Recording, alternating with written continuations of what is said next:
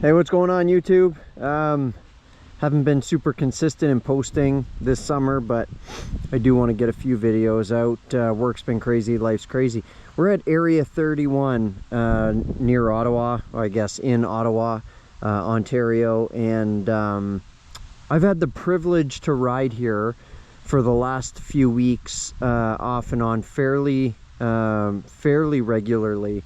And it really highlighted something for me that I felt maybe would warrant a video, and we'll go for a little ride here.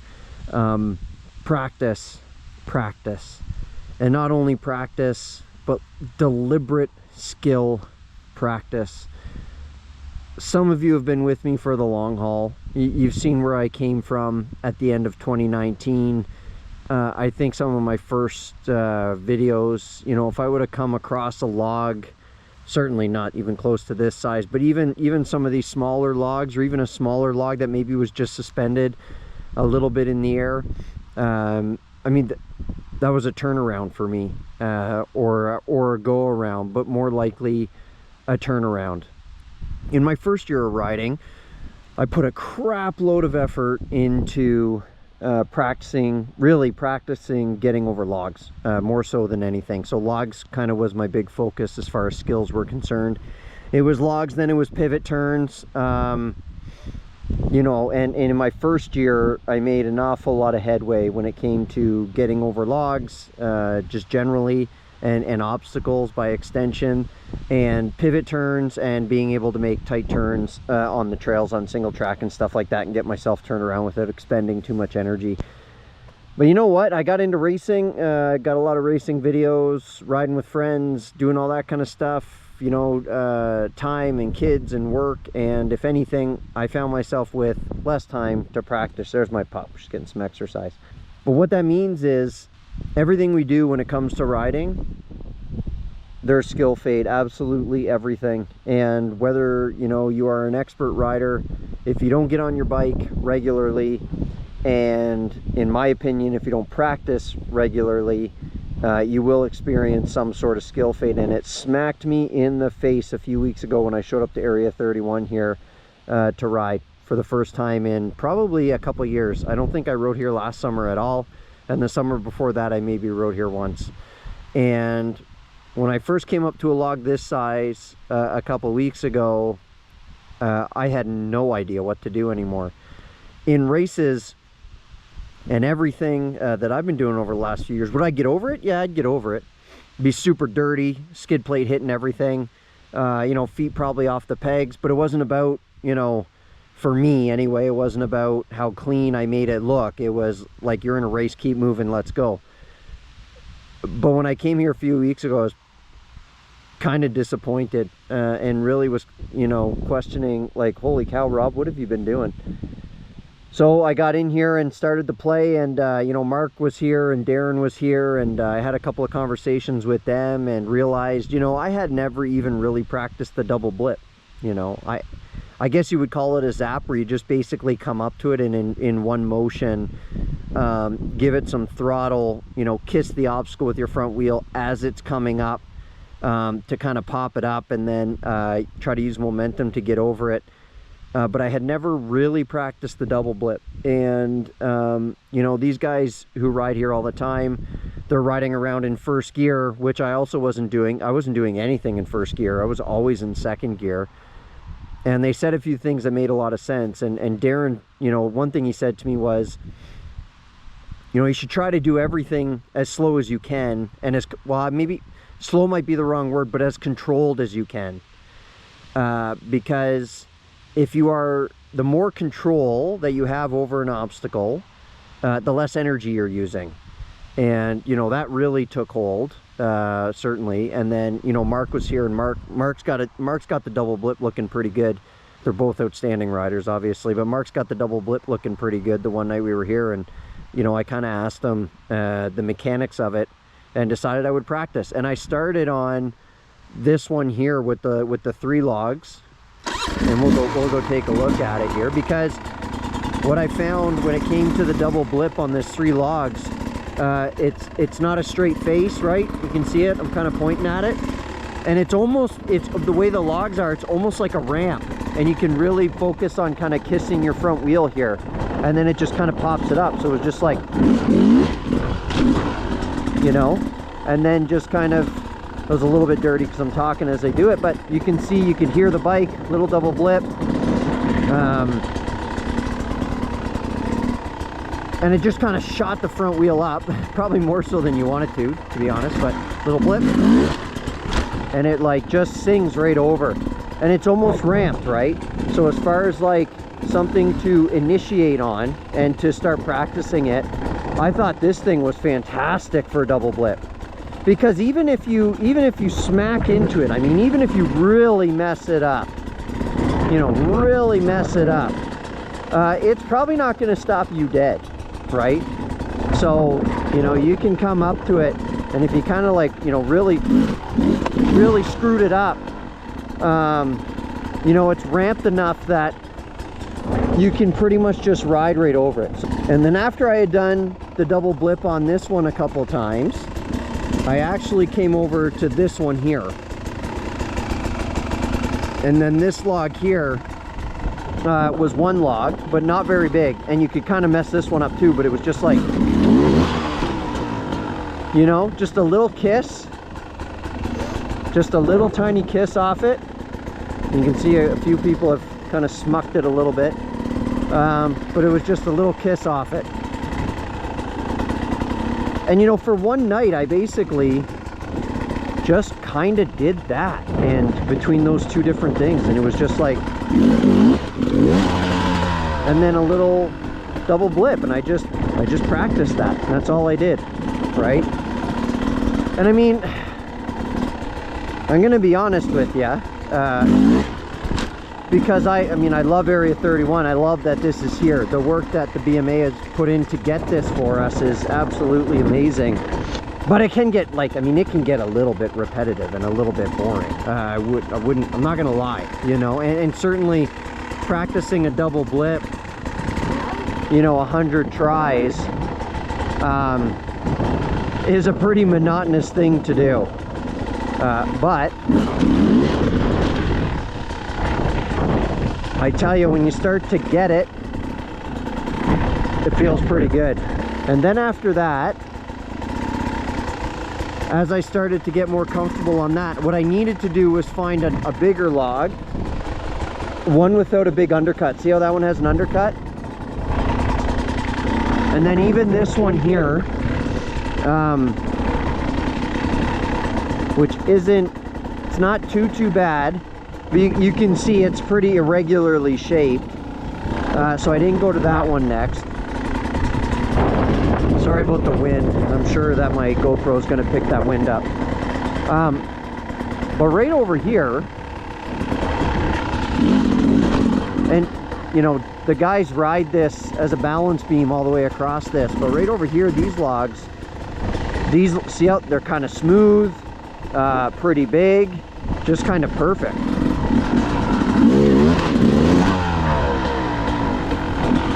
But see, I didn't, even on that one, I kind of messed it up a little bit. But you can still, you know, you can still get over it.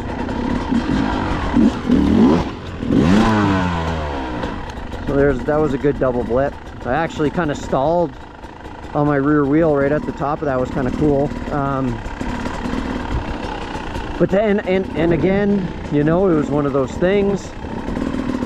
Just kept hitting it. And then there was, you know, the one beside it too is a pretty big one.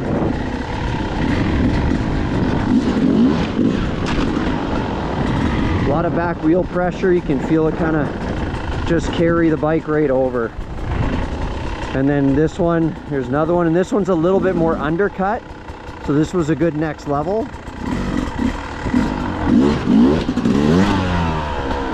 Front wheel kind of came down a little bit early on that one.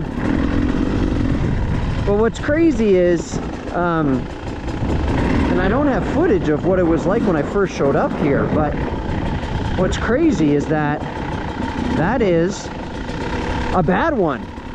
and it still feels okay.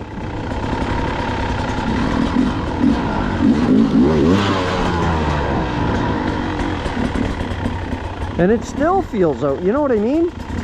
And obviously that one was quite a bit better. But yeah, you know, so I guess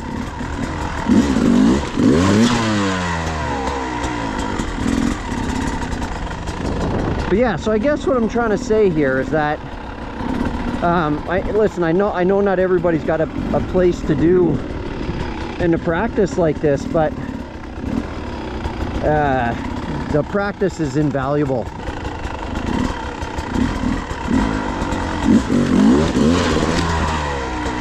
Okay, so that's like very slow, very controlled, like way more controlled than blasting towards it. And then I just kind of like started at other logs.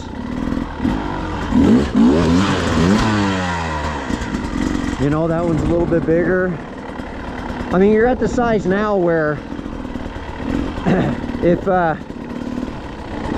if you don't get the lift off these, you know, you're coming down on your skid, you're gonna top on it.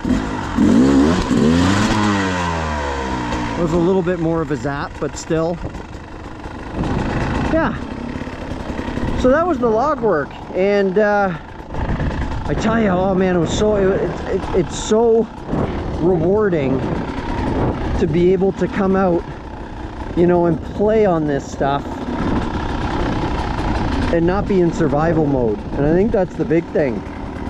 You kind of turn it into, and it's certainly not perfect, holy cow, but you kind of go from survival to enjoying it. And then, you know, I would say, I'll go over to another one over here before we go on to like the next skills that I practice, because I practiced a few of them and I want to talk about some of them.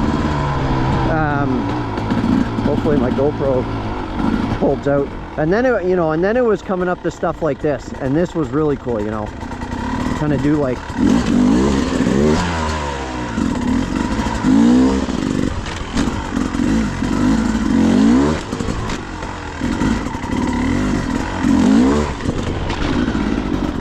you know, you can do 4 in a row, and it's kind of uphill, so it's kind of cool.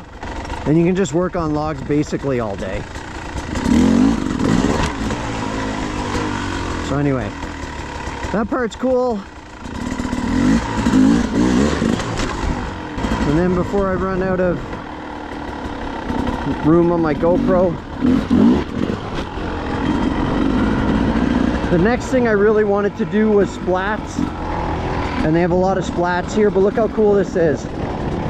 As an example, you know, that's a solid 3.5 feet, maybe the big one. The small ones, you know, a couple feet. Maybe it's a bit more than that. Certainly from where you lift off, it might be more than that. But here is the same thing. And you know, some of you guys are probably more experienced in splats, but it's something I wanted to get. And so, you know, it actually took me a little while just to figure the small one out. You know, just figure the small one out, kind of forget about the other one. You know, and then it just kind of became second nature to a certain extent. You know, and with this one, holy cow, you know, I probably hit this 40 times, this small one. You know, I'm not kidding, probably 40 times. You know, differently. And just kind of float up it. Work on getting the lift off the little ramp log there. You know, and then it was time for the big one.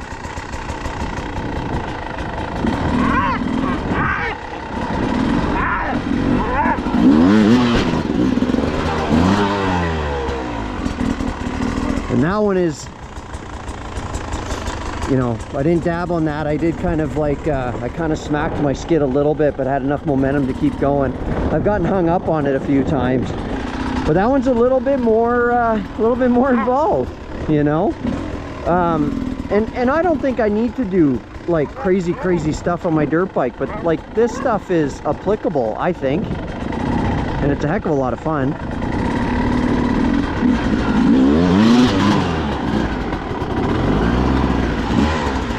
Got hung up a bit there. That's kind of what I mean, is like, you know, my first couple times I ended up coming back off it. My bike resting on its skid plate up top, thankfully, and I kind of jump off it and get my bike down. But now, you know, even when I kind of mess it up, at least I'm still kind of getting it, you know.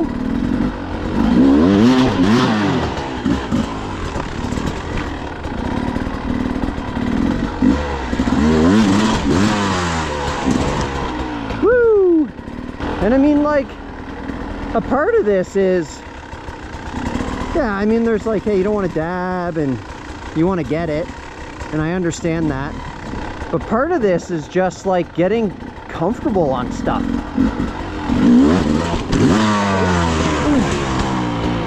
You see?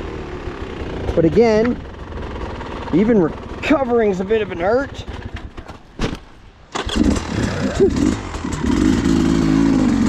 And I will post that. I'll post it. It was a, you know, you don't get them every time, that's for sure.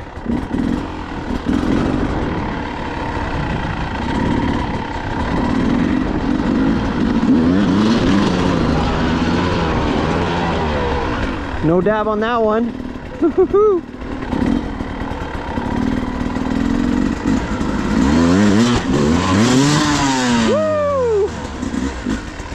That wasn't, I had my clutch pulled in already, so that wasn't really a whiskey throttle, but that was, the mounting getting up was pretty clean, but it was just carried a lot of momentum up over the top. I was just pulling back on my handlebars and pulled the throttle.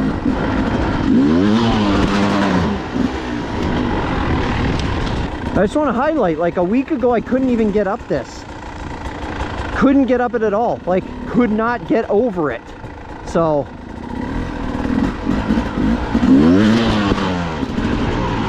and then, so anyway, like a little bit more relaxed on the splats, I guess.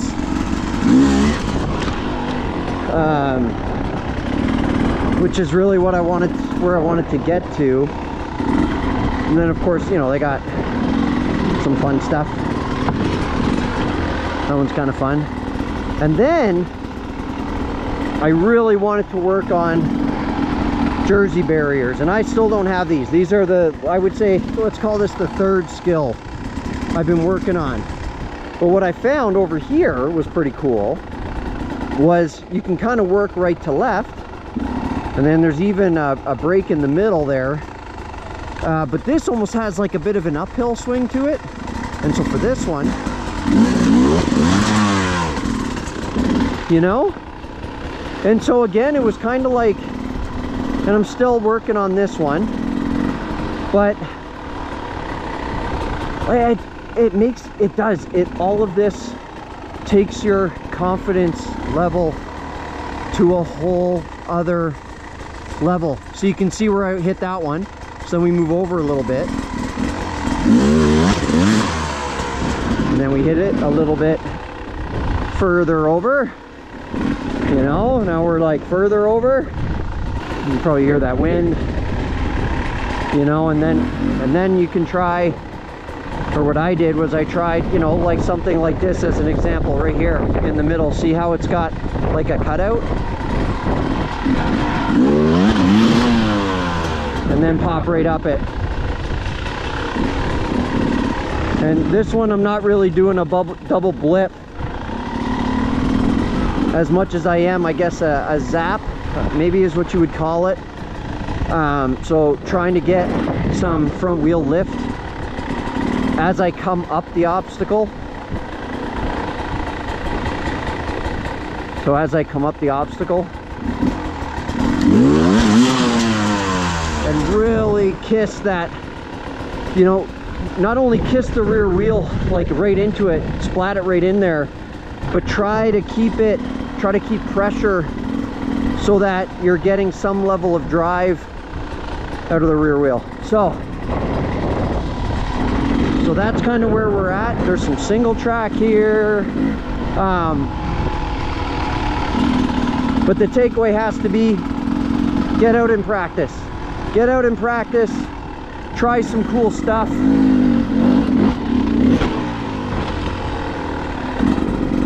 Some stuff maybe you're not normally comfortable doing. Try to make it progressive, which always helps. And you know, have some fun. And some of these guys ride all this stuff, and they ride balance beams, and they're doing all kinds of crazy stuff.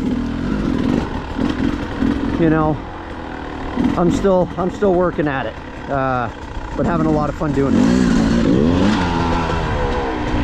And there's all kinds of, like, you know, little things kicking around. There's some single track. You know, they got some cement barriers here. Let's hit this thing.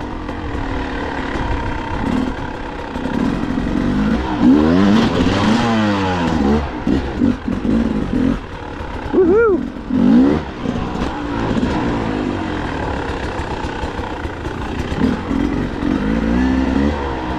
And then turn around and hit this thing. You know, a little pop. Oh, no. Uh-oh.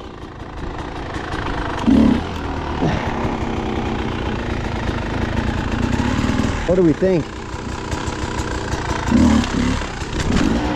Nice. Well, hey, guess what? That's practice too. Mess something up. I'm trying to get off something like that. That was kind of fun, actually. Just kind of went off to the side. And pop off it. And just a whole heck of a lot of fun. Woo! So, get out there, keep the knobby side down. Thanks for tuning in and listening to me. A little bit of a vlog. Get out there and practice, test yourself. Get out of your comfort zone, ride your dirt bike, have fun. Don't care about what anybody else thinks. Don't care about if they consider you a good rider, a great rider, or a novice rider. Anybody who's really in love with dirt bikes doesn't care. You just ride, have fun. We all do this for fun. At least most of you that are watching my channel are doing it for fun, not because it's paying any bills. So just have fun. That's all we can say. All right, thanks for tuning in. We'll catch you later.